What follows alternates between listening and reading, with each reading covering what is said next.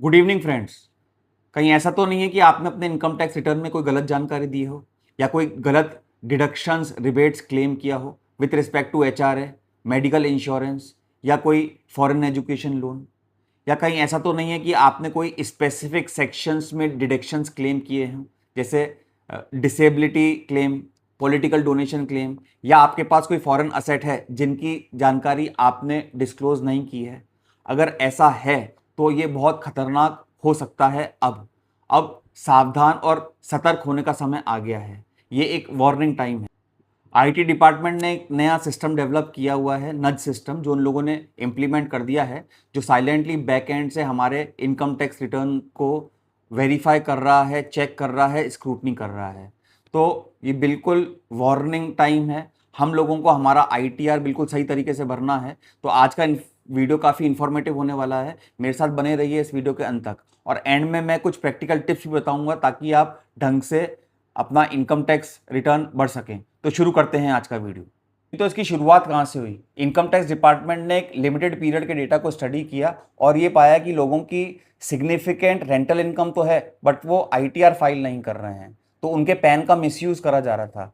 तो ऐसे करीब 28,000 के आसपास आईटीआर एप्लीकेशंस को चेक किया गया, स्क्रूटनाइज किया गया, और ये पाया गया कि उन लोगों का रेंटल इनकम से अगर मैच करें तो डिसप्रपोर्शनेट असेट्स थे। तो जब अथॉरिटीज़ ने इन लोगों को नज किया, जब उनसे बात करी, तब उसका रिजल्ट ये रहा कि करीब 4,200 आईटी रिटर्न्स को अपडेट किया गया, 217 बोगस क्लेम्स को रिवर्स किया गया, और इनकम टैक्स तो सही क्या है? देखिए, एचआरए अपने रिलेटिव्स को, अपने पेरेंट्स को पे करना is perfectly legal, provided that कि उनको जो रेंटल इनकम हुई है उनको इनकम टैक्स रिटर्न भरना है। तो you have to ensure that कि अगर आप रिलेटिव्स को एचआरए पे करके आप क्लेम करते हो, तो आप ये इंश्योर कीजिए कि उन लोगों को भी अपना आईटीआर रिटर्न करके उसके ऊपर जो इनकम टैक्स बनता है, लेजिबल इनकम टैक्स, तो वो उनको पे करना है। This is perfectly. इसके बाद आईटी डिपार्टमेंट ने हेल्थ एंड एजुकेशन क्लेम्स को स्टडी किया और देखिए, मेडिकल इंश्योरेंस क्लेम्स 49% रिड्यूस हो गए। जो AY 24-25 में 101.6 लैक्स थे, वो स्क्रूटनी के बाद 51.8 लैक्स रह गए। Similar case higher education loan claims में रहा, जो कि 76.3% रिड्यूस हो गए। तो पहले असेसमेंट ईयर में 15.6 लैक्स था, जो रिड्यूस होकर 3.7 लैक्स हो गया। जैसा कि आप देख सकते हैं कि फिर आईटी डिपार्टमेंट ने फॉरेन असेट्स को स्क्रूटनाइज किया और उनके डिस्क्लोजर्स में 8-fold जंप देखने को मिला विद इन द 5 ईयर्स। 21-22 में जहां पे 60,467 करोड़ का रेवेन्यू मिला, वहीं इस इनिशिएटिव से 2025-26 में ये कलेक्शन 5 लाख करोड़ का हो गया, नियरली 8 टाइम जंप्स।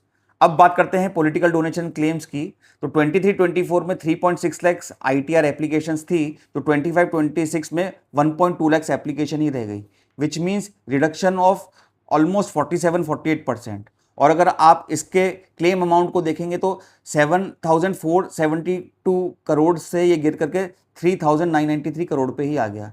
तो such a massive turnaround has happened both in the field of foreign asset scrutiny and the political donation.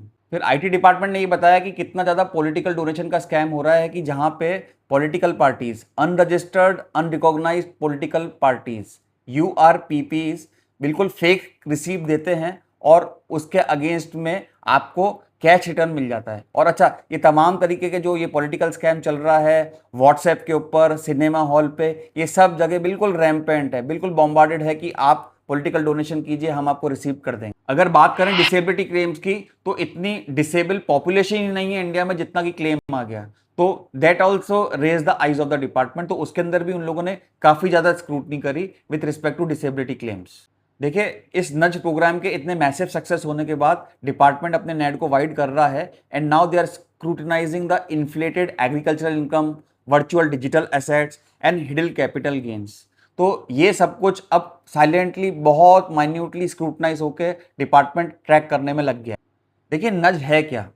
नज का फुल फॉर्म है non intrusive usages of data to guide and enable. Non intrusive का मतलब है कि जो system आज actively perform कर रहा है उसको बिना टच किए हुए साइलेंटली बैक एंड से ये लोग डेटा की एक्सरसाइज करेंगे। और ये एक सॉफ्ट अप्रोच है। कहने का मतलब है कि सीधे अभी नोटिस नहीं आएगा, सबसे पहले एसएमएस या ईमेल से एक अलर्ट आएगा टू मेक करेक्शंस और to give justifications to the department. अच्छा, इसका बेसिस क्या है? इसका बेसिस ये है कि that IT department can pull out information and integrate information from banking institutions, from mutual funds, stock brokers, property dealers, इन सब से, क्योंकि सब पैन से कनेक्टेड हैं, तो इन लोगों का ये जो डेटा रीच है, डेटा इंटीग्रेशन है, उसको लेकर के पैन से इंटीग्रेट करके पूरा मैच करेंगे आपके आईटीआर से, और कुछ भी एसिमेट्रिकल पाया जाएगा उसकी ये लोग स्क्रूटनी करेंगे, क्योंकि इन लोगों के पास पूरा डेटा पैंग है। And not just domestically, they are connected with international data firms, international brokers, international bank as well. तो इनके पास डेटा पूरा अवेलेबल है to match and scrutinise each and every ITR.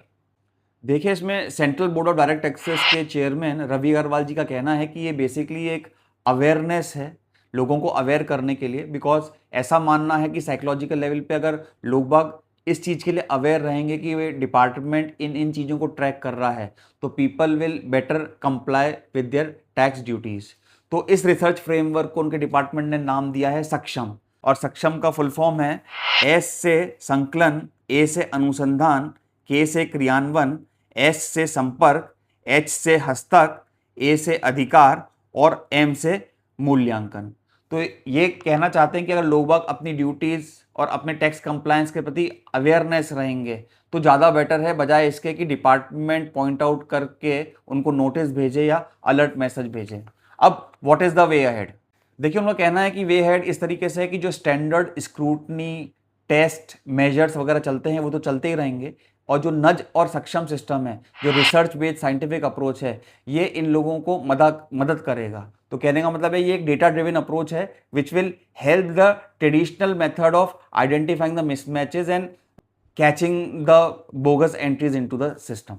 तो यहाँ मैं आपको प्रैक्टिकल एडवाइस देना चाहूँगा कि इनकम टैक्स रिटर्न में गलत जानकारी ना दें, और भूल करके भी गलत डिडक्शंस तो ना लें। खास करके political donation claims, disability claims, foreign assets, foreign education loans, medical insurance, इसके ऊपर डिपार्टमेंट की काफ़ी नज़र है। तो डिपार्टमेंट का सिग्नल क्लियर है कि डेटा ड्रिवन मॉनिटरिंग शुरू हो गई है।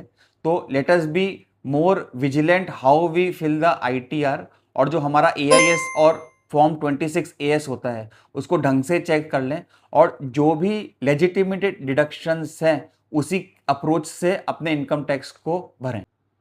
तो आज के टाइम में स्मार्ट वही है जो ट्रांसपेरेंट वे में सही तरीके से जानकारी दे रहा है और अपने टैक्स कंप्लायंस को सबमिट कर रहा है। अगर वीडियो पसंद आई तो उसको लाइक कीजिए, और हमारे चैनल पे नहीं है तो उसको सब्सक्राइब कीजिए, और इस वीडियो को ज़्यादा से ज़्यादा शेयर कीजिए। थैंक यू, मिलते हैं नेक्स्ट वीडियो में।